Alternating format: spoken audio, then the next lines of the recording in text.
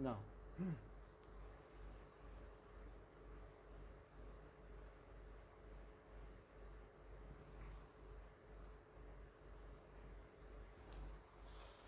Electoral politics, why and how do we elect representative? तो election कैसे होते हैं, इसमें इलेक्शन कमीशन का क्या काम है, जो हमारा चुनाव आयोग है उसकी क्या भूमिका है. So how the citizen participate in voting, voter ID card क्या है, ये सारी चीज़ें हम इसमें देखेंगे. And why it is important to conduct free and fair elections, ये सारी बातें हम देखेंगे. So in democratic countries decisions are taken by consulting each other. तो डेमोक्रेटिक कंट्री में एक आदमी डिसीजन नहीं लेता है, एक आदमी लेगा तो मोनार्की कहलाती है. लेकिन डेमोक्रेसी में सब कंसल्टिंग होती है. कंसल्टिंग कहाँ होती है? क्या ये जो कंसल्टिंग होती है ये पार्लियामेंट में होती है, जो सारे मेंबर्स हैं आपस में डिस्कशन करते हैं. But practically it is not possible for people to sit together and take decision. तो हम सब लोग एक साथ मिलके, इतने लोग हैं तो 150 करोड़, तो ये तो हम सब मिल के नहीं कर सकते हैं. So we send our representative to some constitutional body that is called parliament. तो हम अपने रिप्रेजेंटेटिव को बाई वोटिंग इलेक्ट करते हैं और वहाँ पर भेजते हैं. And on behalf of us, वो हमारे लिए डिसीजंस लेते हैं. तो पहली बात क्या है कि क्यों इलेक्शन ये किया जाता है. So in democratic countries, demos का मतलब होता है पीपल, और क्रेटिक का मतलब होता है रूल. तो जहाँ पीपल का रूल हो उसे कहते हैं democracy. So in democratic countries decisions are taken, कैसे डिसीजन लिए जाते हैं? So decisions are taken by consulting each other.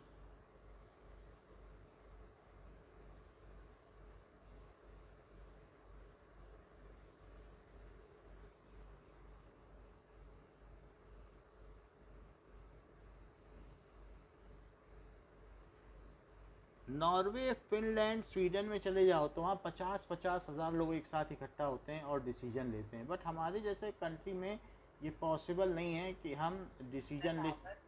Norway, Sweden जो यूरोप में टॉप मोस्ट नर्दर्न कंट्रीज़ है, जो हैप्पीएस्ट कंट्री माने जाते हैं पूरे वर्ल्ड में, तो वहाँ पर जो डिसीजन है लोग बैठते हैं एक साथ और सारे लोग डिसीजन लेते हैं. सो इन दोज कंट्री इट, हाँ, इतने सारे लोग एक साथ बैठते हैं एंड दे टेक डिसीजन. तो लेकिन हमारे यहाँ ये संभव नहीं है कि हम डिसीजन ले सकें एक साथ बैठ के. इतने लोग कहाँ से आएंगे, फिर इसमें खर्च बहुत आएगा आने जाने में. ऐसा कोई ऑडिटोरियम नहीं है जहाँ पर इतने लोगों के बैठने की व्यवस्था हो सके. Consulting each other, but practically it is not possible for everybody. सबके पास समय भी नहीं है, सबके पास इतनी नॉलेज भी नहीं है कि वो डिसीजन में. तो कई ऐसे मैटर हैं जो लोगों के समझ में ही नहीं आएंगे. अभी किसानों के सामने आप किसी चीज़ की बात करो, कोई टेक्निकल पॉइंट, तो समझ ही नहीं पाएंगे यूनाइटेड नेशन क्या है और ये क्या होता है. तो वो उसमें क्या डिसीजन देंगे, दे पाएंगे क्या? तो वो अपने हिसाब से किसी योग्य रिप्रेजेंटेटिव को वहाँ भेज दें जो एक्सपीरियंसड है, वो डिसीजन लेगा. वो ज़्यादा बेहतर रहेगा कि नहीं? सो लेकिन ये it is not possible, it is not possible. MLA भी ले सकते हैं और एमपी. अगर आपका स्टेट है, जैसे हम राजस्थान में हैं, तो यहाँ विधानसभा है और विधान परिषद है. लोअर हाउस को विधानसभा कहते हैं और अपर हाउस को क्या कहते हैं? जैसे ये चीज़ है. तो अगर ये इंडिया है तो इंडिया में क्या होगा कि देयर आर सेवरल स्टेट्स, और सेवरल स्टेट्स होंगे, और सेवरल स्टेट्स में हर एक स्टेट, मान लीजिए हम राजस्थान की बात करें तो यहाँ पर दो अलग अलग हाउस हैं. एक कौन सा है? एक है विधानसभा. हाँ, विधानसभा लोअर हाउस होता है. और विधान परिषद क्या होता है?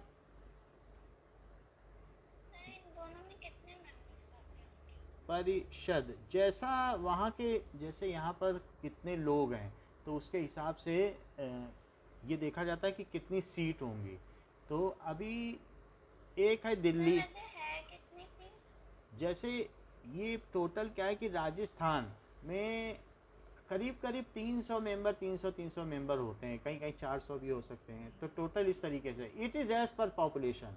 तो कहीं पर भी ये जो है इसको क्या कहते हैं, कंस्टिट्यूएंसी, जहाँ पर इलेक्शन। हाँ 400 आप बता नहीं, राजस्थान में ना। अच्छा, तो ये जैसे इसको क्या कहते हैं, the region where elections are held, उसको कहते हैं कंस्टिट्यूएंसी। कहाँ, जैसे यहाँ इलेक्शन लिए गए तो हमारे इसमें जोधपुर से 12 लोग गए इसमें विधानसभा विधान परिषद में। तो ये चीज़ कहाँ पे है, क्या ये जयपुर में लोकेटेड है? हमेशा कैपिटल में लोकेटेड होती है ये जो कॉन्स्टिट्यूशनल बॉडी है, जहाँ पे ये सब लोग जाते हैं। तो हमारे यहाँ पर राजस्थान की कैपिटल क्या है? तो जयपुर में ये जाएंगे। और ये लोअर हाउस है और ऊपर वाला क्या है, अपर हाउस है। तो जो अपर हाउस है उसमें वो लोग बैठेंगे जो ऐसे लोग हैं जो सीधे इलेक्ट होकर नहीं आए हैं, बल्कि जो पूरे इस राजस्थान के बहुत लॉरेट लोग हैं, विद्वान लोग। उनको क्या होगा कि मुख्यमंत्री यहाँ के राज्यपाल की मदद से नियुक्त करेगा, उनके सुझाव से नियुक्त कर देगा। सो चीफ मिनिस्टर क्या करता है कि यहाँ के राज्यपाल की मदद से उनको नियुक्त करेगा। अब देखो, तो जैसा कि अभी अनुराग ने पूछा कि विधानसभा में कौन जाता है, तो इसमें जो लोग बैठते हैं किसी राज्य में, all the members who are sitting in this Vidhan Sabha और विधान परिषद, दैट इज नोन एज, कि किसी भी स्टेट असेंबली, इसको क्या नाम दिया गया है, एक सेंट्रल असेंबली है और एक कैसी असेंबली है। तो जो स्टेट असेंबली के मेंबर हैं उन्हें क्या कहेंगे, MLA, that is members of legislative assembly, members of legislative assembly. Ministers तो थोड़े ही बनेंगे, 10-12 मिनिस्टर बनते हैं। कोई कपड़ा मंत्री, कोई उद्योग मंत्री, कि जितने गए सब मंत्री बना दोगे। अब बहुत सारे विपक्षी दल हैं, वो तो मंत्री बन ही नहीं पाएंगे। तो यहाँ पर अब जैसे ये हमने आपको बताया कि ये लोअर हाउस है और अपर हाउस है, तो यहाँ पर आपने देखा है कि स्पीकर यहाँ बैठता है। तो इधर पर जो स्पीकर बैठेगा वो लोअर हाउस का होगा, ये अपर हाउस का। और यहाँ पे ऐसे ऐसे सीटें पड़ी रहेंगी क्या, ऐसा देखा है टीवी में है? अच्छा, इस तरीके से होगा। तो एक तरफ यहाँ पर कोई भी बैठेगा, राज्यपाल का कोई भी बैठेगा, यहाँ पर एक कुछ ऐसे बैठेगा, स्पीकर बैठेगा, जिनको ये लोग हेड अपना बना लेते हैं। तो लोअर हाउस अपर हाउस एक साथ चलते रहते हैं ये। अच्छा, इनके मेंबर्स क्या कहेंगे, कहलाएंगे, that is MLA, member of legislative assembly. एक इसमें लोअर हाउस है और एक कैसा है, क्या अपर हाउस है? क्या ऐसे कितनी स्टेट असेंबली, सारे MLA कहलाएंगे, सारे ही तो मेंबर्स हैं। अब इसमें मान लो कि इतने लोग ऐसे हैं जो जीत के आ गए, जिसका बहुमत होगा तो वो क्या होंगे, वो वहाँ जीत के पहुँचे हैं। तो मान लीजिए ये सब लोग आधे से ज़्यादा मेंबर हैं, वो जीत गए। यहाँ पर इस समय कांग्रेस जीती है, तो गहलोत की सरकार है। अच्छा, तो ये जो जीत के आए, मैंने आप जैसे आपने बोला 400 लोग हैं, तो ये जितने लोग जीत के आए ये 212 हैं। तो बाकी दूसरी पार्टी के होंगे, वो तो सारे, ऐसा तो नहीं है कि सारे कांग्रेस के ही जीत गए, कुछ इसमें BJP के जीत गए, कुछ और जीते होंगे। तो ये सब क्या अपोजिशन पार्टी कहलाती है, जो लोग अपना बहुमत नहीं बना पाए, कि जिनकी मेजॉरिटी नहीं बन पाई और जो जीत के आ गए, कांग्रेस वाले सबसे ज़्यादा जीत के आ गए। तो फिर क्या ये सभी मिनिस्टर होंगे क्या 212? देखो कैसे जीतेंगे, जब यहाँ पर राजस्थान में चुनाव होते हैं तो जोधपुर की, जो जोधपुर है सिटी, तो जोधपुर को भी बांटा गया है। जोधपुर में 12 अलग अलग कंस्टिट्यूएंट असेंबली हैं। तो वो क्या होती है, स्टेट कंस्टिट्यूएंट असेंबली, ये जोधपुर की बात कर रहा हूँ। तो वहाँ पर सब लोग अपनी अपनी जगह, आपको मालूम है कल्याण सिंह यहीं पर चुनाव लड़े थे और सरदारपुरा से जीते हैं, जो हमारे मुख्यमंत्री हैं। सरदारपुरा कभी गई हो? हाँ, अच्छी मार्केट है सरदारपुरा, यहाँ की अच्छी। हाँ, तो अब आपके इसमें क्या है बताइए, कि 12 स्टेट कंस्टिट्यूएंट असेंबली है क्या? Constituent assembly. अच्छा, ओ, एक मिनट।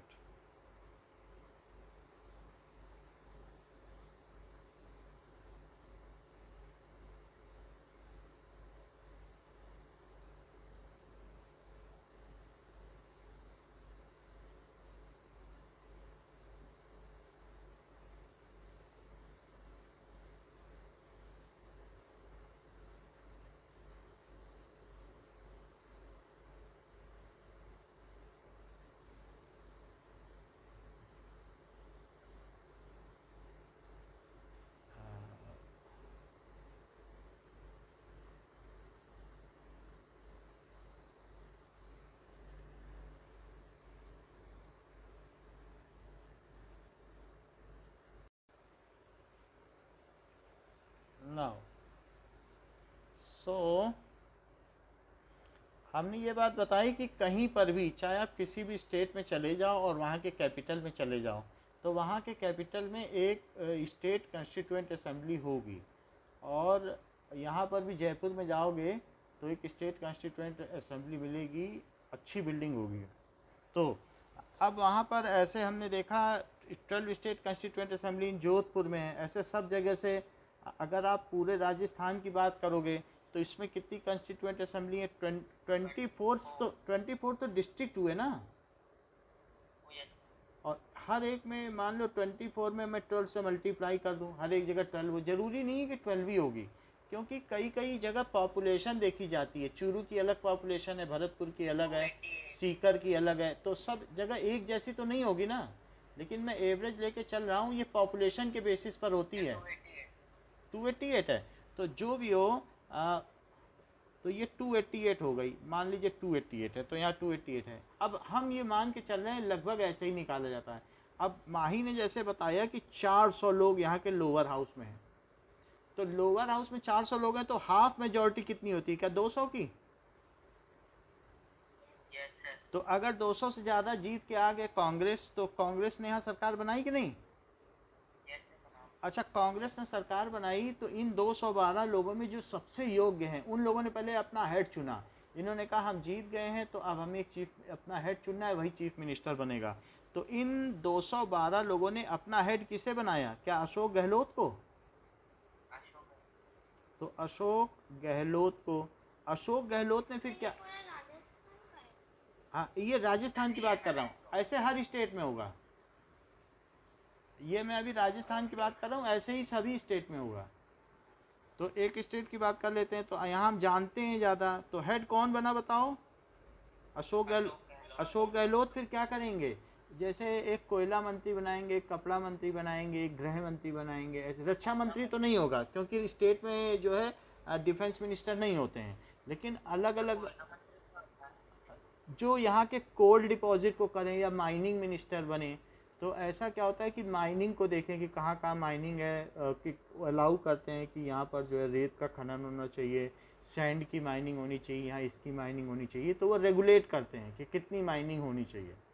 ऐसे ही यहाँ पर और भी बहुत सारी चीज़ें हो सकती हैं कि किसी किसी डिफरेंट मैटर पर एजुकेशन मिनिस्टर हो सकते हैं। तो ऐसे टोटल 12-13 मंत्री बनाएंगे, उन्हें मिनिस्टर बोलोगे।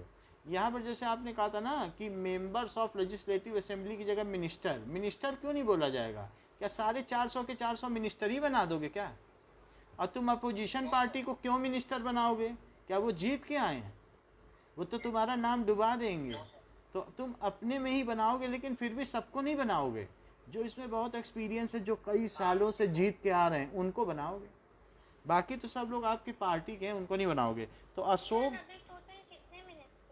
देखो 12 मिनिस्टर्स होते हैं, लगभग 12 to 13 12 मिनिस्टर हैं। और ऐसा नहीं है कि सिर्फ इसी में से मिनिस्टर बनाए जाएं, इनमें भी तो उनके मेंबर्स होते हैं। कोई भी बिल दोनों जगह पास होता है ना, तो जो भी बिल होगा अगर पैसे से संबंधित बिल है, क्या अपोजिट पार्टी का कोई मिनिस्टर नहीं होता, जो जीतता है उसी का होता है। तो इसके मिनिस्टर, और यहाँ वो एमएलए ही हैं, सब एमएलए हैं। मान लो जैसे 400 ये हैं, राज्यसभा में थोड़े कम मेंबर होते हैं, मान लीजिए 230 मेंबर यहाँ पे हैं, तो उसमें भी अब जो ये मेंबर हैं तो लोकसभा वाले मेंबर जो भी होंगे, जैसे विधानसभा वाले, क्या ये हर 5 साल में इलेक्शन होता है? Their session completes in 5 year, their session, फिर उसके बाद क्या होगा? Completes in 5 years. देन विधानसभा या लोअर हाउस गेट डिसॉल्व, उसको फिर क्या कर दिया जाता है कि भंग कर दिया जाता है। भंग का मतलब कि अब सब खत्म, अब फिर से चुनाव होगा, भंग हो जाता है ना, फिर वहाँ फिर कोई मीटिंग नहीं होगी। 5 ईयर्स से जैसे ही सबका कंप्लीट हुआ, देन फिर ये लोअर हाउस को क्या किया जाएगा? लोअर हाउस जानते हो किसे कहते हो? विधानसभा। विधान का विधि का मतलब समझते हो? लॉ, विधि जानते हो?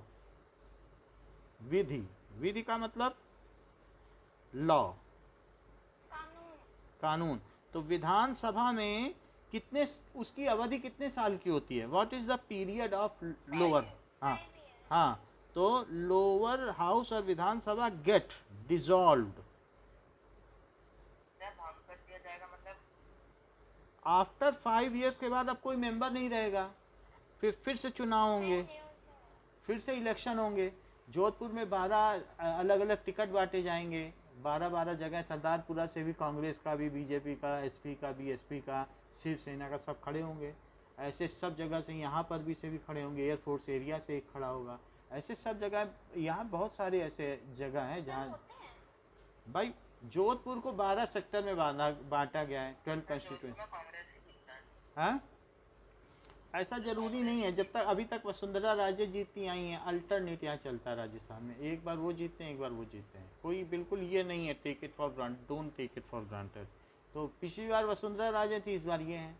और वसुंधरा राजे भी थोड़े से ही हारी हैं, वो 212 हैं, तो जो बच गई वो लगभग वसुंधरा राजे की हैं, थोड़े बहुत से हारी हैं। तो अब ये 5 ईयर्स में डिसॉल्व हो जाएगी। And now elections are held. उन इलेक्शंस को क्या कहेंगे? क्या असेंबली इलेक्शन? और स्टेट कंस्टिट्यूएंट असेंबली है, तो ये असेंबली हो गई। एक होती है जो है कंस्टिट्यूएंट असेंबली, और एक होती है पार्लियामेंट। तो हमारे यहाँ कितनी असेंबली हैं? क्या हमारे यहाँ 28 स्टेट हैं? तो उनमें कितनी असेंबली होंगी? क्या 28 असेंबलीज होंगी? और हर असेंबली में 2 होंगे, एक विधानसभा होगी और एक क्या होगी? विधान परिषद। यही अगर सेंटर में हो जाए तो लोकसभा और राज्यसभा कहते हैं, लेकिन स्टेट में लोकसभा राज्यसभा नहीं कह सकते हैं, विधान परिषद। तो लोकसभा ही बोलते हैं, ऐसा और दूसरा कोई नाम नहीं है, बस विधानसभा, विधान परिषद, ये सब हिंदी के ही नाम यहाँ चलते हैं। अच्छा, विधान सभा, विधान परिषद, ये लोअर हाउस है और इसे अपर हाउस। अपर हाउस क्यों कहते हैं? अब वो हम बता रहे हैं, अभी दिल्ली का पार्लियामेंट, दिल्ली में संसद, दिल्ली गई हो कभी? संसद भवन देखा? गोल गोल बिल्डिंग। तो उसमें क्या है ना कि सारे देश के लोग चुन चुन के जाएंगे वहाँ। जोधपुर से सिर्फ एक चुन के जाएगा, हर शहर का एक। तो क्या पूरे भारत में भाई, पूरे भारत में वो वहाँ पर जो है, ये है पार्लियामेंट, ये दिल्ली है। और दिल्ली में न्यू दिल्ली, ये हमारे देश की कैपिटल क्या है। और न्यू दिल्ली में क्या इस तरीके की बिल्डिंग है जिसमें बहुत सारे पिलर्स हैं? अच्छा, इस तरीके के पिलर्स हैं, तो यही संसद भवन है? क्या यही पार्लियामेंट है? और पार्लियामेंट में भी ऐसे ही 2 टुकड़े हैं क्या, जैसे अभी उधर किए थे? सभी बिल्डिंग गोल बिल्डिंग होती है, और इधर एक कोई बैठेगा और इधर एक बैठेगा।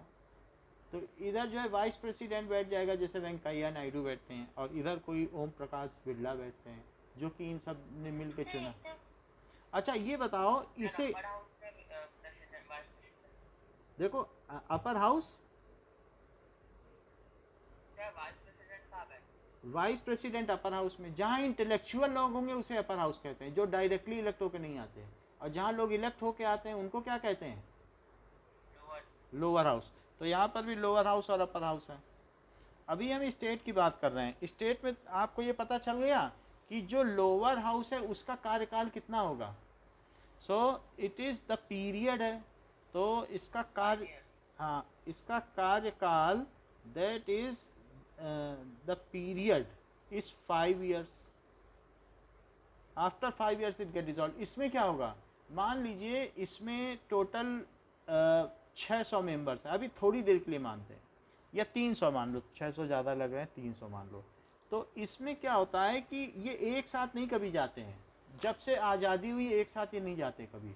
300 में जैसे हर साल इसमें इलेक्शन भी कैसे होता है, मान लो 300 मेंबर हैं। अब हम लोग बात करते हैं विधान परिषद की। जब 1947 में देश आज़ाद हुआ, तो अब यहाँ बात करो राजस्थान की, तो तुरंत के तुरंत 200 लोग, तुरंत के तुरंत 100 लोग यहाँ आ गए। कहाँ पे आ गए बताओ? क्या राज्यसभा में, राज्यसभा ना बोलो, अपर हाउस, विधान परिषद। किस में आए बताओ? अच्छा, 1947 के 2 साल बाद कितना होता है? फिर 100 और आ गए, फिर 2 साल करो, फिर कितना हुआ? 19, फिर 100 आ गए, इसके 300 पूरे हो गए। अब 1951 53, क्या इनके 6 साल पूरे हो गए? देख लो, 47 से 53, 6 years हो गए ना। इन 100 लोगों को बोला गया जाएगा अब चलो आपकी विदाई है, चलो यहाँ से, अब हो गया तुम्हारा काम, अब दूसरे आएंगे। तो ये 100 लोग चले जाते हैं। ओनली 1/3 पर्सन ऑफ, अब ओनली 1/3 पर्सन ऑफ राज्य, क्या? जो पहले का होता है उसको हटा देते हैं। हाँ, उसको हटा देंगे। अब ये जब 6 साल इसका पूरा हो गया, क्या बोलो? रिपीट भी हो सकते हैं, ऐसा नहीं है। बहुत सारे लोग बहुत पूरी ज़िंदगी बिता देते हैं, उनको फिर से री इलेक्ट कर, ये 100 हट जाएंगे। इनका 6 years हो गया क्या? अब न्यू 100 आ जाएंगे क्या, बोलो? अच्छा, अब 1955 में कौन आएगा? क्या ये हट जाएंगे? इनके हो गए 6 साल हैं?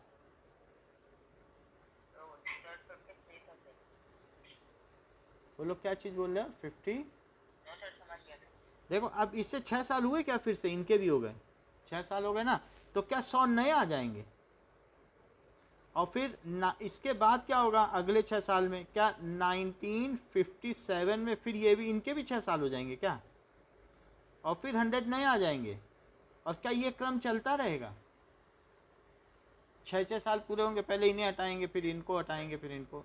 तो हर 2 साल में सबके 6 साल पूरे होते हैं। तो इनका पीरियड क्या होता है? So their tenure. So tenure कितना है बताइए? कार्यकाल को टेन्योर कहते हैं, जितने समय तक वो काम करें। Tenure is 6 years and it is never dissolve. इसे कभी भी भंग नहीं किया जा सकता। It is never dissolve. Dissolve का मतलब क्या है? भंग। इसे हाँ, ये कि आप डिसॉल्व हो गए, चले जाओ यहाँ से, अब कुछ नहीं, नए मेंबर आएंगे तब बनेगी, वो नहीं होता। तो अब आपको स्टेट का पता चल गया है क्या? अच्छा, अब लेकिन माही ने कहा कि हमको तो सेंटर का चाहिए। तो सेंटर के लिए ये देखो, तो सेंटर के लिए जो हमारे हर स्टेट में 6 years है सब जगह। हाँ, हर स्टेट में भी है, और जो सेंटर में है पार्लियामेंट में भी यही है। पार्लियामेंट है, तो पार्लियामेंट में अब ये आप, ये क्या है बोलिए? ये पार्लियामेंट है ना, संसद भवन। अच्छा, ये लोग पीछे का देख लो। सो अब हम देख लेते हैं कुछ चीज़ें। नाउ जस्ट एक मिनट।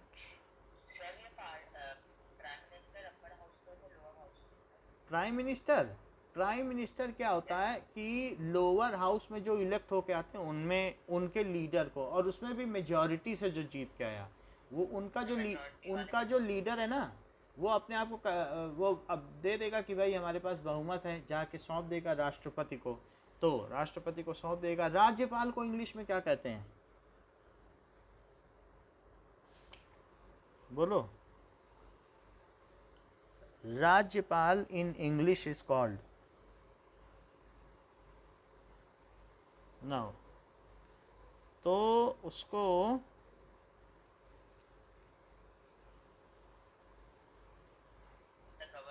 हाँ गवर्नर, तो गवर्नर है, गवर्नर को ये लोग सौंपने जाते हैं। तो जैसे इस इनका हेड बना, तो इनके हेड कौन बने, क्या अशोक गहलोत। तो अब ये पार्टी के मेंबर जाएंगे अशोक ये इतने लोगों का साइन करा के कि हम लोग, गवर्नर हर स्टेट का होता है बट उसे प्रेसिडेंट बनाता है। अगर मान लो कुछ गड़बड़ी हो गई, हाँ प्रेसिडेंट गवर्नर को चुनता है, और सुप्रीम कोर्ट के जो जज होते हैं CJI, chief justice of India, उसकी मदद से और प्राइम मिनिस्टर की मदद से तो गवर्नर बना देगा। मान लो अगर किसी के भी यहाँ पर बहुमत नहीं है तो यहाँ पर किसकी रूलिंग चलेगी, क्या गवर्नर की रूलिंग चलेगी, चीफ जस्टिस ऑफ इंडिया। अब देखो कि गवर्नर होता है सबसे टॉप मोस्ट, किसी स्टेट में क्या होता है, टॉप पोजीशन किसकी होती है बताओ, बोलिए। टॉप पोजीशन में गवर्नर, ठीक है, तो टॉप पोजीशन में गवर्नर होगा यहाँ पर।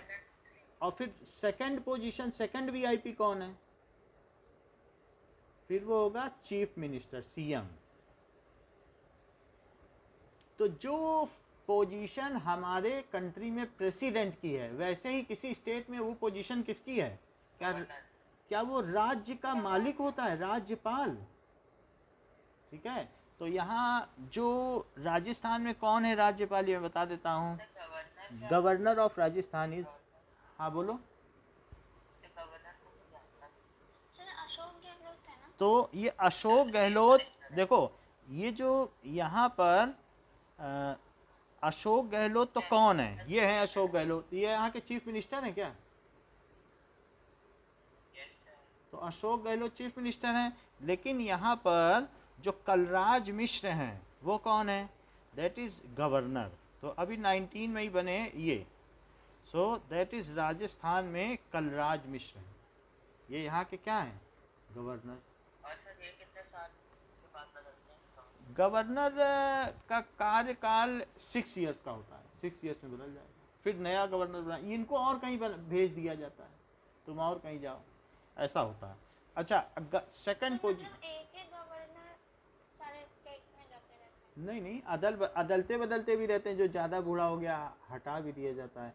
तो जैसे कोई बहुत ही ज़्यादा चीफ जस्टिस ऑफ इंडिया है, उस अगर मान लो वो 60 साल के बाद रिटायर हो गया लेकिन उसके पास योग्यता है, तो क्या वो कहीं का गवर्नर बन सकता है, प्रेसिडेंट कहेगा ये तो बड़ा योग्य है। तो इसी तरीके से एक वो कौन थी जो फर्स्ट आईपीएस अफसर थी, उसको जगह जगह गवर्नर बनाया गया, तो किरण बेदी। तो किरण बेदी, हाँ किरण बेदी थी आईपीएस, बहुत योग्य अफसर थी। तो जो बहुत योग्य लोग होते हैं ना समाज में, किरण बेदी केरल की गवर्नर रह चुकी, गोवा की गवर्नर रह चुकी है, तो वो ऐसे योग्य, क्या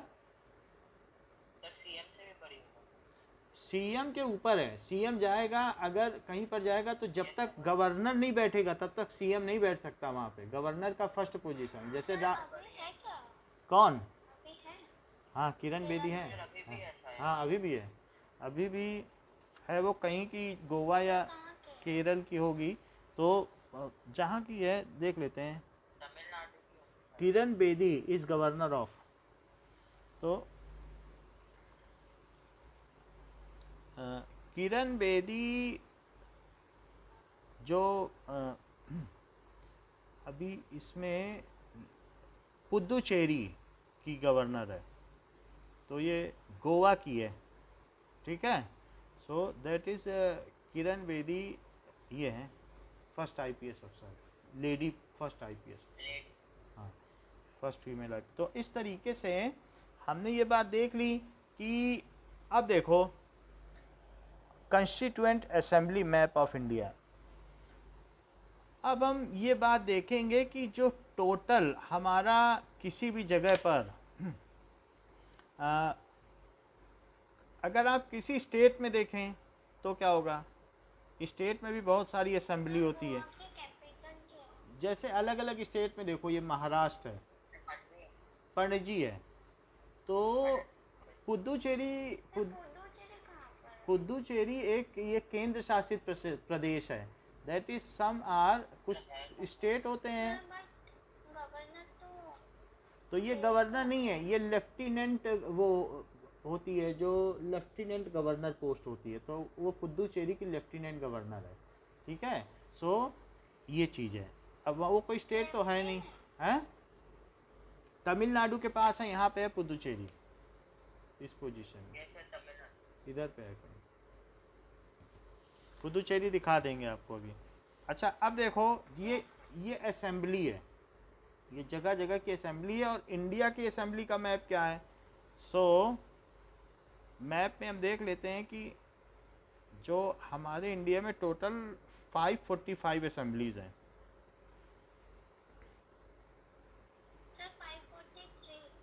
543, ओके।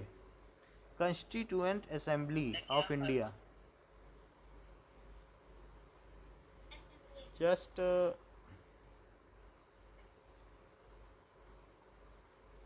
एक मिनट, मैप देख लेते हैं फिर। सो ये, हाँ, नाउ तो जो भी है ना, total India is divided into how many constituently, just ये है कि हमारे इंडिया का मैप है जिसमें बहुत सारी कंस्टिट्यूएंसी हैं। अगर ये देखा जाए तो इसे और बड़ा करके देखोगे तो बहुत बड़ा करने पर इसमें सारी कंस्टिट्यूएंसी दिख जाएंगी, दिख रही ना? और सब पे नंबर भी लिखा है। और क्या सबका सीट नंबर है? जो जहाँ से जीत के जिससे झगड़ा ना करें। फिर से देखो कि अगर मान लो अभी जैसे इसमें दिखाया गया है, इसको मैं दिखा रहा हूँ जूम करके। नाउ तो जो हमारे जनरल इलेक्शंस होते हैं और एक असेंबली इलेक्शंस होते हैं। जनरल इलेक्शन का मतलब समझते हो कि जो देश के लिए इलेक्शन होता है उसे क्या कहते हैं? क्या जनरल इलेक्शन। और ये देखो एक होता है जो राज्य के इलेक्शन है, उनको क्या कहते हैं? Assembly elections. हाँ, स्टेट या असेंबली इलेक्शंस। जस्ट ये बढ़ नहीं रहा है तो यहाँ पर अलग अलग कंस्टिट्यूएंट असेंबली हैं। That can be, I will tell you, map इसमें दिखाया गया, सबका सीट नंबर है। तो जो सीट नंबर इसमें पड़ा हुआ है, बहुत छोटे छोटे सीट नंबर हैं। मैं आपको बड़ा करके दिखा दूं, आपके में दिख रहे हैं कुछ कुछ सीट नंबर?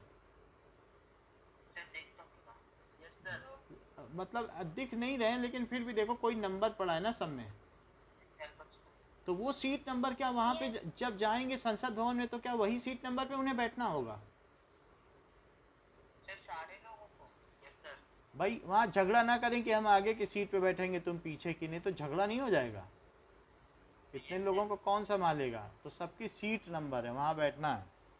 अब जरा देखो कि there are 2 kinds of elections. कौन कौन से बताएं? अभी तक आपको कार्यकाल का पता चल चुका है कि किसका कितना टेन्योर होता है, upper house and lower house का। Now there are 2 kinds of elections. कौन कौन से हैं? हाँ, 2 काइंड्स ऑफ इलेक्शंस। वन, वैसे तो 3 काइंड्स हैं। एक पंचायती राज भी है जो सरपंच के लिए भी होता है, वो भी तो होगा ना गांव में सरपंच। हाँ, तो वो लोकल इलेक्शंस हैं। सो एक होता है जनरल इलेक्शन, जनरल इलेक्शन, और दूसरा क्या होगा? असेंबली इलेक्शन, और तीसरा क्या होगा? Local election. लोकल भी अगर आप देखोगे तो वो सरपंच के लिए होगा या मेयर के लिए इलेक्शन, या किसी भी वार्ड मेंबर के लिए होगा। 3 तरीके के होंगे। तो 3 टाइप्स हैं। हमारे में थर्ड वाले की भी हम लास्ट में बात करेंगे। बात तो सभी की करनी है इस चैप्टर में। अब देखो जनरल इलेक्शन किसके लिए होता है? उससे कौन चुना जाता है? हाँ हाँ, जनरल इलेक्शन आर हेल्ड, ठीक है, for MP, member of parliament किसके लिए? मेंबर ऑफ पार्लियामेंट वो भी किसके लिए? क्या लोअर हाउस के लिए?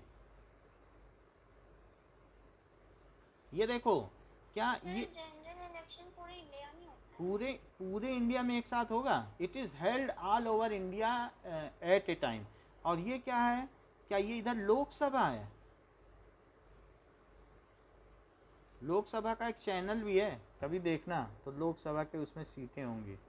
और ये इधर क्या होगी? हाँ, राज्यसभा होगी। तो राज्यसभा में 245 मेंबर्स हैं। और इसमें कितना बता रही थी माही? 543। ये 543। अच्छा, लोकसभा में इस समय की हाँ वो बात अलग है, ये सही बात है। तो अब जरा देखो कि इसमें 289 मेंबर्स किसके हैं? आधे से ज़्यादा बीजेपी के हैं क्या? तो उसका बहुमत हो गया 289 मेंबर्स, 250 और 250 में दो और जो 270, उससे ज़्यादा ही हैं। और बाकी अदर पार्टी मेंबर्स हैं इसमें, और अदर हैं, तो इसके सबसे ज़्यादा मेंबर। तो इन्होंने अपना हेड किसे चुना? क्या मोदी को?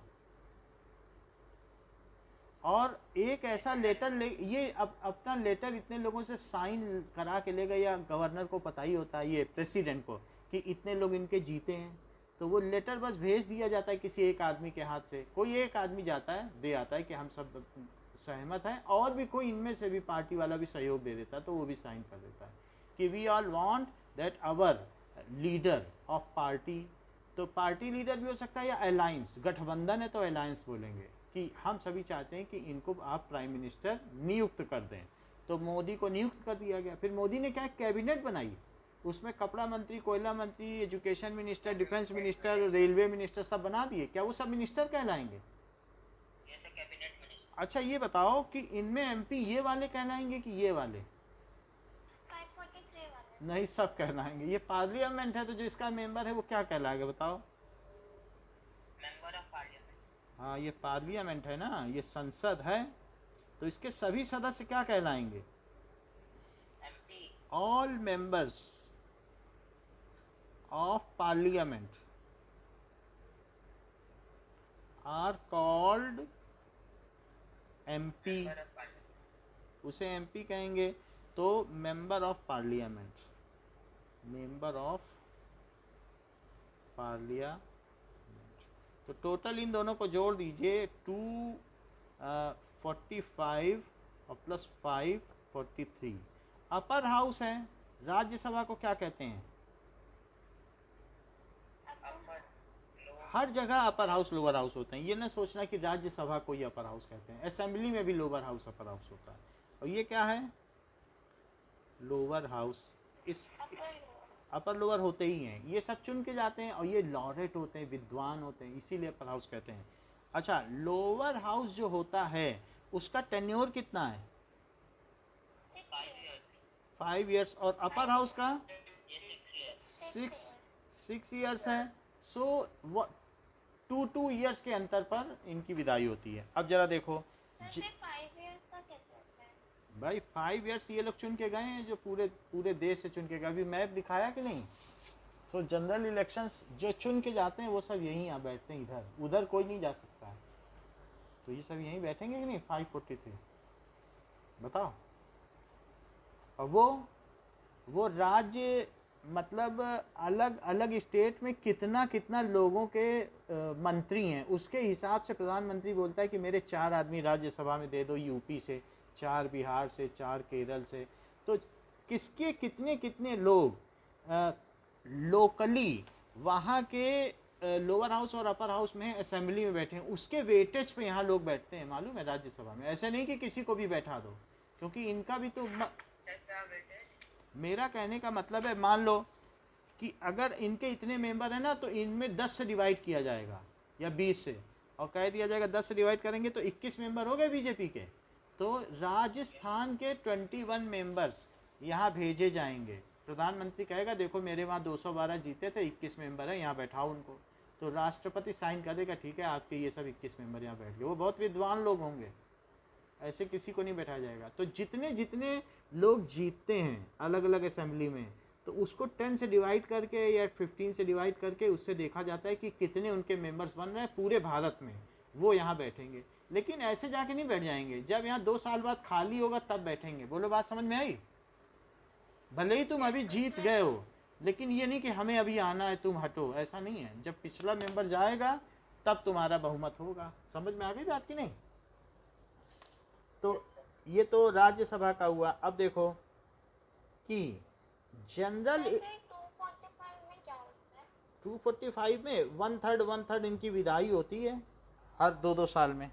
तो बहुत बड़ा समारोह होता है, भोज होता है, उनको ही अच्छे से विदा किया जाता है, फिर दूसरे मेंबर्स आते हैं। 245 का 1/3 कर लो ना, तो इसके 3 हिस्से कर लो, तो यानी आप ये समझ लो 3 से करोगे तो कितना होगा, 81 पॉइंट जो भी बना 3, तो 81 मेंबर जाएगा हर बार। समझ में आई? जो भी है वो उसी हिसाब से लिए गए हैं कि उतने जाए। अब जरा देखो, जनरल इलेक्शन पूरे देश में ये किसके लिए होता है? क्या मेंबर्स ऑफ पार्लियामेंट के लिए होता है? और किसके लिए होता है? For lower house. क्या बताएं? It is held all upper house के लिए तो 2-2 साल में होंगी, वो तुम्हें पता भी नहीं चलेगा। प्रधानमंत्री अपने 21 लोगों को भेज देगा, वहाँ राष्ट्रपति साइन कर देगा। आपको वोट नहीं देने जाना है इनके लिए, ये वोटिंग से नहीं इलेक्ट होते हैं। इनको जितने आदमी राज्यों में हैं, उन जो स्टेट में हैं, जैसे 212, तो अगर मान लीजिए ठीक है 81.6 हो गया। अब देखो जितने लोग हैं ना राज्यों में, तो जितने लोग राज्यों में हैं उनको डिवाइड करो 10 से, कितना आया बताओ? 21 आया। तो बीजेपी के 21 मेंबर्स यहाँ जाके प्रधानमंत्री बोलेगा, जैसे ही सीट खाली होगी तब बोलेगा कि प्रेसिडेंट से बोलेगा कि ये साइन कर दीजिए, मेरे 21 मेंबर हमें भेजना है क्योंकि हम वहाँ जीते हैं। तो ऐसे जो जो इलेक्शंस होते जाते हैं उस रेशो में लोग यहाँ बैठते जाते हैं। समझ में आई बात? अब देखो जनरल इलेक्शन पूरे देश में एक साथ होते हैं, और किसके लिए होते हैं? क्या मेंबर ऑफ पार्लियामेंट के लिए, for lower house. It is held at A time every after 5 years। बोलो सही बात है? It is held in all over the country, all over the country. कौन इसे कंडक्ट कराता है? TRY, ठीक है भाई, इलेक्शन कमिश्नर ऑफ इंडिया, भाई इलेक्शन कमीशन, चुनाव आयोग। कौन किसकी देख रेख में होता है? कोई तो एक ऐसी अथॉरिटी होनी चाहिए ना, इंस्टीट्यूट। चुनाव जो करवाता है उसको क्या कहते हैं? चुनाव आयोग। वो फिर वो किसी को दंडित भी कर सकता है अगर कोई उसका जितने भी रूल्स हैं उनको तोड़ता है। सो बाय इलेक्शन कमीशन और ऑल ओवर द कंट्री होता है, और every after 5 years, after 5 years। और असेंबली इलेक्शंस कब होते हैं? Assembly elections are held time to time when the 5 years of lower house get completed. ये बात समझ में आई? ये सेंटेंस बताओ। मान लो जैसे राजस्थान के 5 साल हो गए लोअर हाउस के, तो क्या यहाँ पे चुनाव नहीं कराए जाएंगे क्या? हाँ।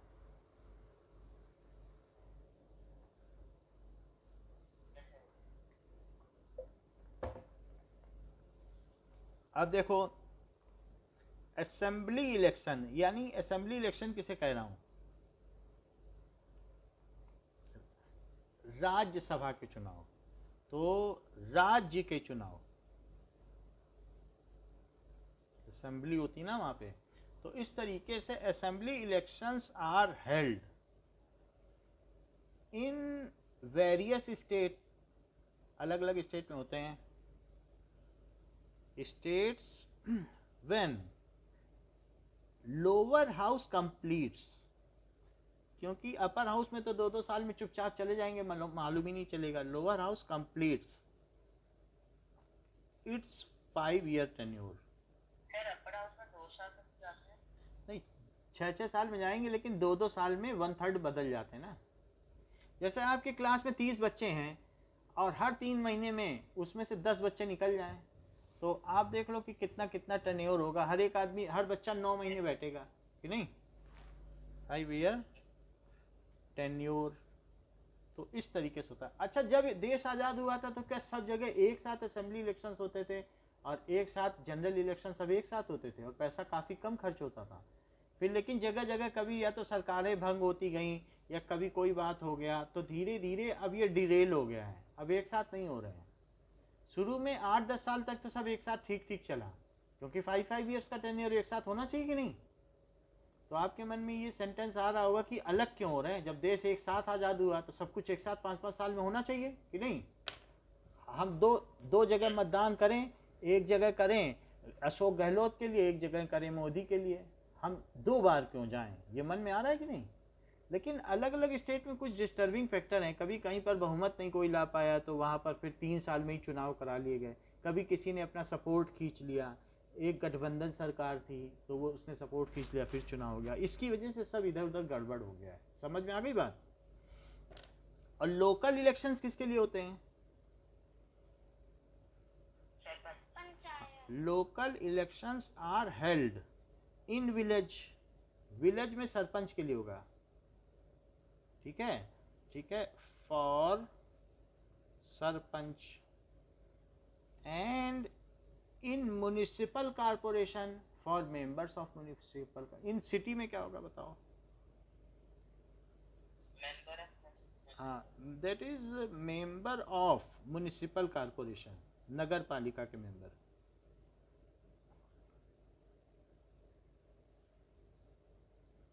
तो अभी जैसे सोजती गेट के पीछे यहाँ म्युनिसिपल कॉर्पोरेशन है, वहीं सब जोधपुर के, हर सिटी की अपनी म्युनिसिपल कॉर्पोरेशन होती है, तो 1 इन एवरी सिटी। घर बनवाने के लिए वहाँ पे साइन होता है। हाँ, तो ये चीज़ है, हर एक शहर में एक म्युनिसिपल कॉर्पोरेशन है। सबसे अमीर म्युनिसिपल कॉर्पोरेशन कहाँ की है? बॉम्बे की। सबसे ज़्यादा टैक्स वहाँ आता है। अब देखो, अब हमने बात कर ली कि ये तो सारी बातें हो गई, अब हम आगे बढ़ते हैं। क्या? नहीं, टैक्स नहीं, वो सेवा के लिए बैठे हैं, घूस लें तो बात अलग है, लेकिन 3 तरीके के इलेक्शन हमने आपको बताया। जनरल टैक्स तो आता है ना म्युनिसिपल कॉर्पोरेशन में, कोई भी चीज़ है तो टैक्स मिलता है कोई भी कॉर्पोरेशन चलने के लिए। तो जैसे कि there are BMC, Brihan Mumbai municipal corporation, तो वो कई चीज़ों पर कर लेती है। BMC का बहुत जगह दखल है, तो वहाँ वहाँ उसके टैक्स हैं, कुछ उसके पार्क हैं तो उसके वो क्या कहते हैं टिकट के पैसे आते हैं। ऐसे बहुत सारी चीज़ें हैं जिनमें BMC मेंटेन करती है, और फिर वहाँ जो आता है रिक्रिएशन पार्क है, मनोरंजन पार्क है, तो कहीं कुछ है, तो उन सब जगहों से टैक्स आ जाता है, उसकी कमाई हो जाती है। अच्छा, अब ये देखो कि अब हम फिर अपनी बेसिक बात पे आते हैं कि it is not possible for every person of country to gather, एक साथ बैठ जाएं, ठीक है, and take decision on any matter, so we send our representative, ठीक है, इन वेरियस इलेक्टोरल बॉडी, या तो स्टेट इलेक्शंस के लिए असेंबली यानी MP के लिए अपने मेंबर भेजते हैं, सरपंच के लिए भेजते हैं, और साथ ये है MP, जनरल इलेक्शन में MP होता है, और यहाँ MLA होता है, और यहाँ सरपंच ये मेंबर होता है, वार्ड मेंबर, उसको कहते हैं वार्ड मेंबर। अब देखो, इसलिए as for all people of country it is not possible to sit together, एक साथ बैठना। नहीं, अब ये अलग चीज़ है, ये बिल्कुल अलग चीज़ है कि डेमोक्रेसी में इलेक्शंस क्यों होते हैं, why elections are held in democracy, to sit together and discuss various matter. और कैसे? इंटरनल मैटर, हम इंटरनल मैटर को ही नहीं समझ पाते हैं कई बार, एंड एक्सटर्नल मैटर, बाहर के भी बहुत सारे नहीं समझ पाएंगे कि एक्सटर्नल मैटर्स। अब जैसे यहाँ समझ में नहीं आ रहा है हमको कि हम तालिबान को सपोर्ट दें कि ना दें, मैटर्स, तो हमें बिल्कुल पता नहीं चल पा रहा है, क्योंकि तालिबान ने हमारी कभी भी कश्मीर मामले में हमको डिफाई नहीं किया या हमारा उसने हस्तक्षेप नहीं किया है। तो अभी मोदी सरकार चुप है कि पता नहीं तालिबान को समर्थन देना चाहिए कि वहाँ की जो अशरफ सरकार है, अशरफ गनी, उसको देना चाहिए। So at certain matters we keep silent. और गांव के लोगों को बुला लोगे तो उन्हें मालूम रहेगा कि किसको देना चाहिए तो किसको देना नहीं। जरूरी है। देना जरूरी नहीं, मतलब एक वर्ड होता है कि हम वर्ड कह दें कि हाँ वहाँ अच्छा हो रहा है, खराब हो रहा है। तो हर एक कंट्री किसी भी मैटर पर, एक्सटर्नल मैटर पर एक बात रखता है अपनी। तो एक क्या है कि अंतर्राष्ट्रीय मंच पर, इंटरनेशनल फोरम में, कि हम इस चीज़ का सपोर्ट, मतलब अभी हम लोगों ने उस पर डिसाइड नहीं किया है। हाउ एवर एक जनरल पब्लिक को बोल दिया जाए कि सब लोग डिस्कस करो, तो क्या वो डिस्कस कर पाएंगे इस मैटर पर? Are they having such ability to discuss on it? बोलो, are they know, do they know the various aspect and what will be pros and cons, या आफ्टर इफेक्ट ऑफ दिस, इसके क्या दुष्परिणाम होंगे या क्या अच्छे परिणाम होंगे, क्या वो इसके बारे में जानते हैं? प्रधानमंत्री के पास तो 12 आईएएस अफसर हैं, वो बता देते हैं। लेकिन हमारे और आपके पास चारों तरफ आईएएस अफसर हैं क्या, सलाहकार, जो बताएं? तो हम इन मामलों में क्या डिस्कस कर पाएंगे? बताइए। तो बस 12 ही है। भाई हर एक मिनिस्टर के पास कुछ आईएएस अफसर होते हैं, to guide them, to consult them, जिससे कि वो कंसल्ट, उनसे वो अपनी बात रख सकता है, कंसल्ट कर सकता है। तो सभी 12 का मतलब है कि एक आदमी के पास ही एक ही आईएएस अफसर काफ़ी होता है। कितना विद्वान होता है, उसे सारे मामलों की जानकारी होती है। तो और लोगों के पास 4 है, 5 है, लेकिन उनके पास 12 है। सो ये चीज़ है, सभी लोगों के लिए मुमकिन नहीं है ना एक साथ बैठ जाएं, क्योंकि they do not have time and knowledge as persons. वो आईएएस बदलते होंगे। हाँ, आईएएस का तो बहुत बड़ा टेन्योर है, वो तो 30 साल की उम्र से फिर 60 साल, 30 साल तो रहता है। Do not have time and knowledge, तो ये प्रधानमंत्री के ऊपर है, वो किसे रखे किसे ना रखे। कहे आप लोग अच्छा काम नहीं कर रहे, हम बदलेंगे, बदल देगा। कहेगा कल चले जाओ वहाँ पे पोस्टेड हो जाओ। ये सब किसके हैं? नॉलेज एक होता है कि जब आईएएस बताता है तो पीसीएस, देखो जो पीसीएस अफसर हैं वो राज्य के होते हैं, और जो आईएएस अफसर होते हैं वो किसके होते हैं? क्या वो कंट्री के होते हैं? इंडियन एडमिनिस्ट्रेटिव सबसे टॉप मोस्ट पोस्ट होती है। बोलो, हाँ बोलो। जब आईएएस और ये किसके होते हैं? आईएएस अफसर सबसे टॉप मोस्ट पोस्ट होती है। अगर कहीं जो डिस्ट्रिक्ट मजिस्ट्रेट है, क्या वो एक आईएएस अफसर है? वो पूरे जिले का अधिकारी है।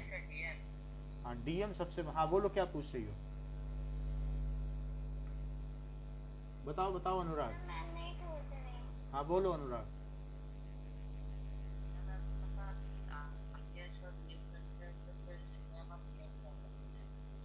सीएम एंड पीएम के ऊपर है, every decision is eight there discretion. वो लोग तो सिर्फ सलाह देते हैं, लेकिन अगर सीएम और पीएम अब सोचें तुम ही करते रहो, आईएएस पे छोड़ दें, तो उनकी कठपुतली बन जाए। तो जो एक योग्य मंत्री होता है वो उनकी सलाह तो लेता है, लेकिन अपने दिमाग से निर्णय लेता है।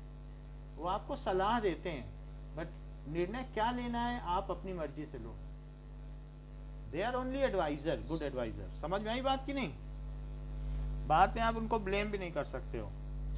सो persons do not have time and knowledge. आप उनसे कहोगे कि इस मामले में सारी जानकारी इकट्ठी करके लाओ, वो करके ला के दे देंगे आपको, और बोलेंगे ऐसा करोगे तो ऐसा होगा, वैसा करोगे तो वैसा होगा, बाकी जो मर्जी करो। और आप एक ही चीज़ के मामले में 4 अफसरों को भी भेज सकते हो, फिर चारों की जानकारी को एक साथ एसिमिलेट करके उसको एनालॉग करो, विश्लेषण करो, फिर देखो कि मुझे क्या करना चाहिए। ये नहीं कि एक ही पे डिपेंड रहो। प्रधानमंत्री के पास 12 वर्कर हैं, तो 12 तरीके से एक चीज़ को देख सकता है कि नहीं?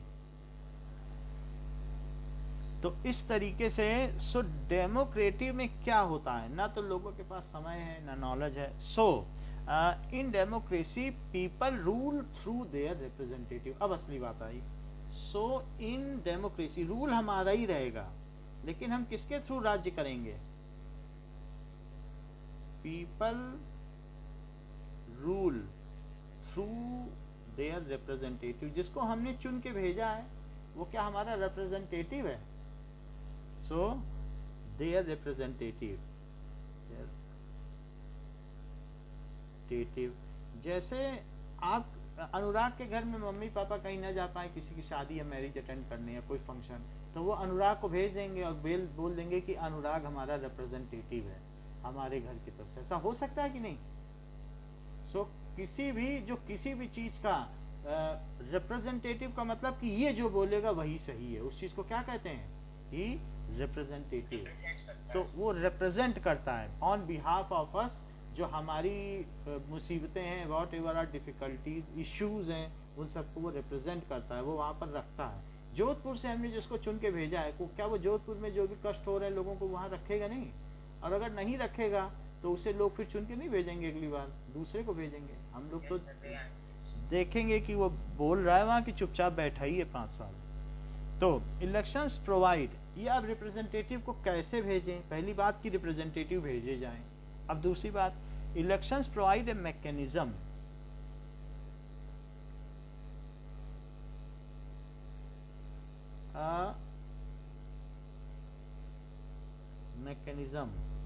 by which people can choose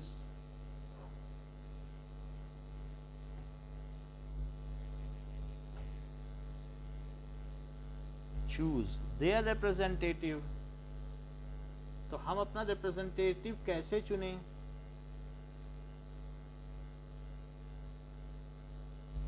eight regular interval.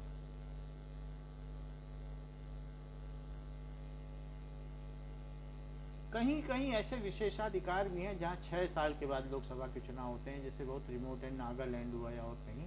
तो ऐसा जरूरी नहीं है कि एक ही जैसे हों, ऐसा भी कहीं कहीं होता है, क्योंकि वहाँ चुनाव कराना बहुत मुश्किल है। तो ऐसा भी कभी कभी हो जाता है, उनको विशेषाधिकार दे दिए गए कि आप 6 साल तक करोगे, ठीक है। तो बहुत सारे राज्य विशेष राज्यों का दर्जा मांगने की कोशिश करते हैं, हम ज़्यादा से ज़्यादा राज्य कर लें। So at regular interval and can change them if they wish to do so. फिर से जब इलेक्शन होगा तो जनता की मर्जी है, चाहे उन्हें बैठा ले चाहे हटा दे। And can change them,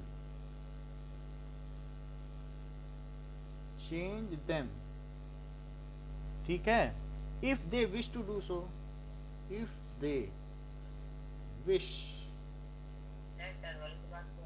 to do so at regular interval. So अपने जो भी है, रिप्रेजेंटेटिव का मतलब क्या होता है अभी मैं देख के बताता हूँ। रिप्रेजेंटेटिव हिंदी मीनिंग प्रतिनिधि। तो वो वहां हमारा क्या है?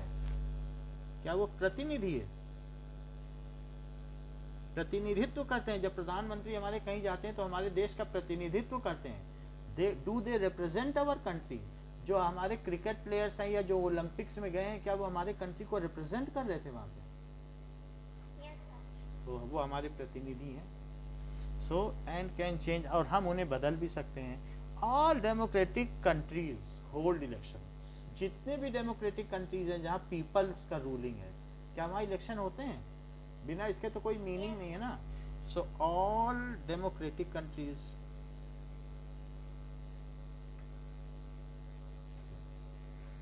Hold elections.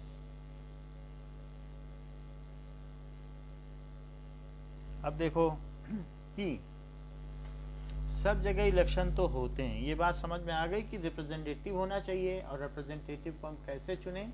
इलेक्शन के माध्यम से। फिर वो इलेक्शन कौन कराए? Elections are what? अब आप कहेंगे इलेक्शंस होता क्या है? Elections are about political competition. ये एक तरीके का प्रतिस्पर्धा है। इलेक्शंस आर, चुनाव जिसको कहते हैं, चुनाव, इलेक्ट होना, लोग इलेक्ट करते हैं, are all about political competition. So political competition, एक होता है इलेक्शन, एक होता है सिलेक्शन। तो सिलेक्शन, अगर आपके पास योग्यता है तो आप गेट सेलेक्टेड हो जाओगे कहीं जाके। और इलेक्शन का मतलब लोग आपके बारे में कैसा सोचते हैं, तो वो आपको इलेक्ट करेंगे। लोगों के द्वारा अगर आप चुने जाते हो तो इलेक्ट है, और आप अपनी योग्यता से कहीं जाते हो, चुने जाते हो, तो सिलेक्शन है। बात समझ में आई? All about political competition among several parties.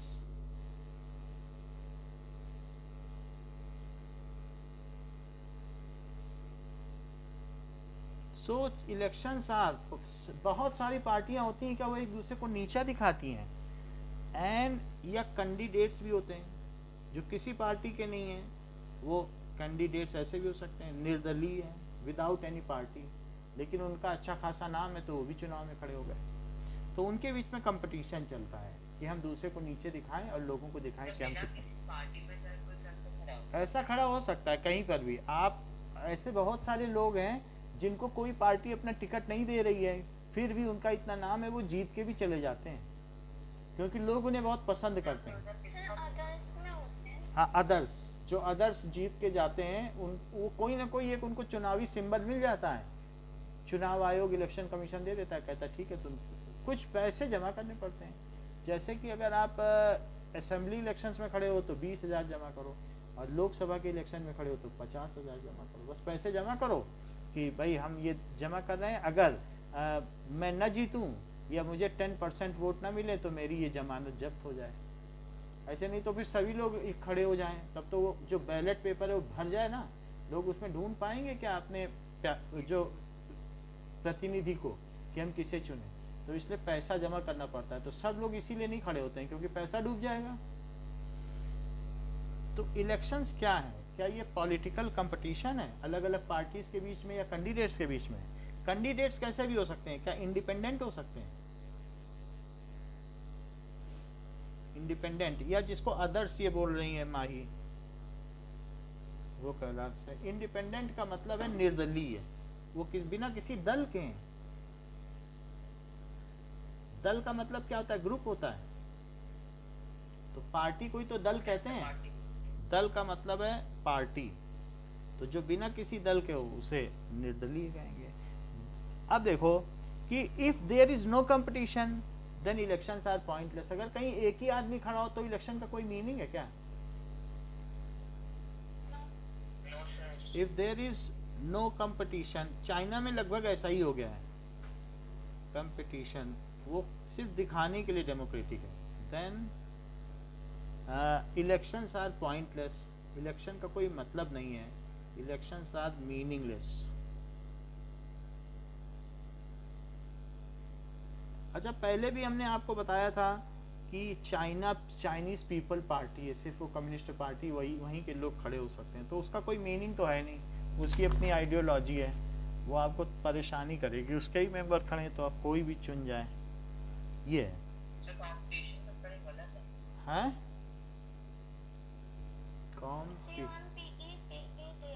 हाँ, कंपटीशन ठीक है। कंपीटीआई एक और आएगा ना?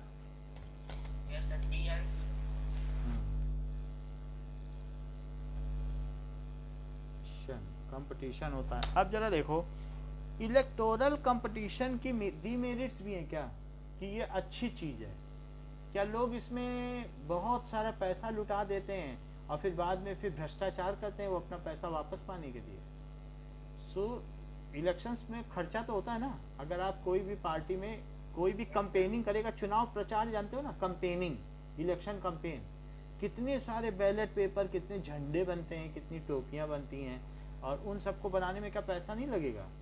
और इसके अलावा लोग गलत गलत मीनिंग भी यूज करते हैं, और साथ में क्या समाज को बांटने का भी काम करते हैं अपने जो भाषणों से। So by election debate they want to divide the society on basis of religion, caste, and they want to take benefit of it in terms of votes, कि अलग अलग लोगों को बांट दें कि देखो तुमको हिंदू मुस्लिम लड़ा रहे हैं, तो इस तरीके से जो हाँ, तो सोशल डिवीजन पैदा होता है इससे। सो अब जरा देखिए, at the electoral competition has many demerits.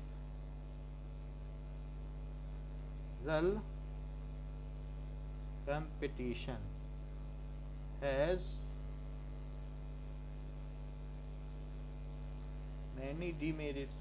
तो इनमें क्या डिमेरिट्स हैं कि demerits, it creates a sense of disunity. So जो कंपटीटर्स हैं या कंटेस्टेंट हैं,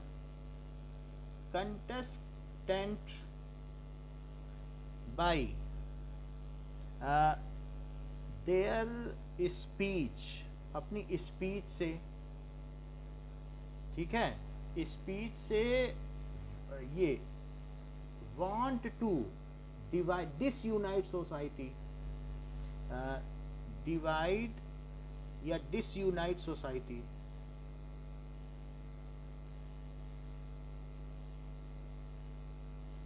ठीक है, so that they can get more votes.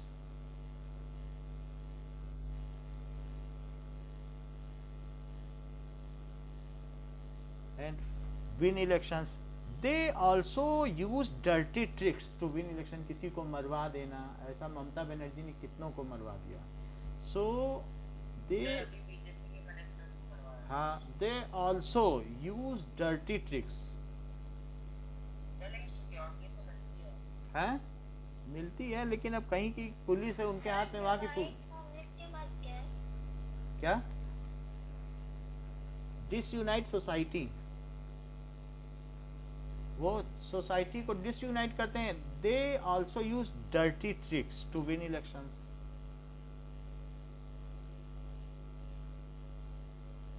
ठीक है. So the black money is spend on election campaign. उनके पास काला पैसा है तो वो मार्केट में ले आते हैं. दे यूज ब्लैक मनी जिसकी कोई अकाउंटिंग नहीं है, to they use black money for election campaign. campaign का मतलब क्या होता है, चुनाव प्रचार क्या. तो अगर किसी के पास बहुत पैसा है तो क्या वो लोगों को खरीद लेगा, गुंडों को खरीद लेगा. जैसे किसी ने बहुत लाख करोड़ का घोटाला किया है, कांग्रेस ने 2G घोटाला, 3G स्कैम ऐसे हैं, तो उनके पास पैसा आ गया है. तो क्या अगर उनकी सरकार ना भी रही तो वो मैनिपुलेट करके उस पैसे से लोगों को, बहुत ज़्यादा पैसा है, लाखों करोड़ रुपए स्विस बैंक में है. तो जब भी इलेक्शन होंगे तो इधर उधर कुछ ना कुछ फोर्जरी करके उस पैसे से वो क्या करेंगे. ठीक है. तो इतना पैसा जीतते नहीं है, बट वो मैनिपुलेट करते हैं इलेक्शंस को. जब यहाँ से जयपुर के महल को इन्होंने तोड़वा के लूटा था इंदिरा गांधी ने, तो 15 दिन तक नेशनल हाईवे बंद रहा था, इतनी ट्रक सोना लद के गया था. वो कहाँ गया इसका किसी को पता नहीं, कहाँ गया इसका किसी को पता नहीं, क्योंकि सब जगह उन्हीं की सरकार थी. अब देखो जयपुर के, तो अब देखो इस तरीके से यहाँ मतलब संजय गांधी ने वहाँ की राजकुमारी के साथ बदतमीजी कर दी थी, तो राजकुमारी ने भी उनको कुछ बोल दिया, तो इससे संजय गांधी का बड़ा अपमान हुआ. इंदिरा गांधी के बेटे थे, तो उन्होंने बोला इनके महल को वहाँ से लोगों को भेजा कि तोड़वाओ, जहाँ भी कुछ भी मिले सब ले आओ. तो बहुत सोना तो था ही महल में, तो वो सब ले के आए और वो महल भी तोड़वा दिया. राजा तो राजाओं ने अपना डिसॉल्व कर दिया था ना, लेकिन फिर भी उनके महल उनके हाथ में थे. समझ में आई बात कि नहीं. राजा तो सबकी अपनी अपनी एक विरासत थी ना, वो पैसा थोड़ी ले सकते हो. किसी ने अपना राज्य दे दिया राजाओं ने, तो ये थोड़ी कि आप किसी का पैसा महल ले लोगे. फिर कहाँ गई ये पता नहीं, लेकिन ऐसा हुआ है कि काफी स्कैम हुआ है. नाउ अच्छा, ये बात आप समझ गए ना कि एक तो डीमेरिट हमने आपको बता दी कि डीमेरिट्स. आप कहेंगे कुछ तो मेरिट होगी, ऐसे इलेक्शन क्यों होता है. So election, electoral competition has merits too. Chapter का नाम ही है इलेक्टोरल पॉलिटिक्स. तो इलेक्टोरल यानी जो इलेक्शन से आए, इलेक्टोरल कंपटीशन या election competition, competition has some merit too. दोनों क्वेश्चन आते हैं, मेरिट्स ऑल्सो. क्या क्या मेरिट्स हैं कि regular electoral competition provide incentives to political parties and leaders. तो रेगुलर इलेक्शंस जो भी होते हैं प्रोवाइड्स, क्या इससे लोगों को एक प्रेरणा मिलती है कि चलो इस बार नहीं जीते तो अगली बार जीतेंगे. इंसेंटिव का मतलब क्या है, कि प्रेरणा, motivation. So incentive to political parties की एक बार कोई हार के बैठ गया तो चुपचाप बैठा रहेगा जिंदगी भर, कि वो फिर भी जो जीती हुई पॉलिटिकल पार्टी उसके बारे में कमी ढूंढता रहेगा। To political party, incentive to political parties. जब बनाओ जीती पार्टी। अब जैसे आप देखो, जो अखिलेश यादव है क्या वो योगीनाथ की कमी ढूंढा करते हैं? बताओ Yes, sir. क्यों? क्योंकि जब अगला चुनाव होगा तो सोचते हैं इसी बहाने हम जीत जाएंगे, तो उनको ये आशा रहती कि हम अगर कुछ भी करेंगे 5 साल में तो फिर बदल भी सकते हैं ना। तो रेगुलर इलेक्शन के ये फायदे हैं कि मोमेंटम बना रहता है, आना जाना, कुछ ना कुछ ऐसा नहीं होता कि सब डेड हो गया, इलेक्शन हो गया, मोमेंटम बना रहता है, लीडर्स एक्टिवेटेड रहते हैं।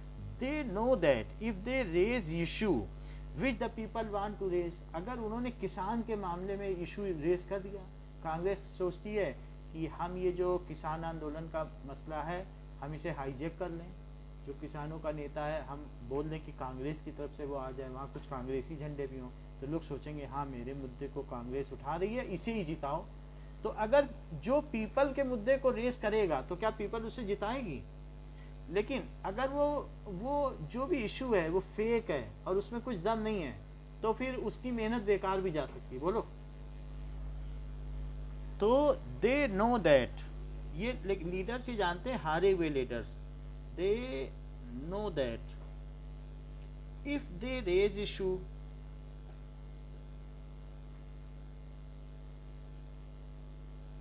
ओके एक मिनट।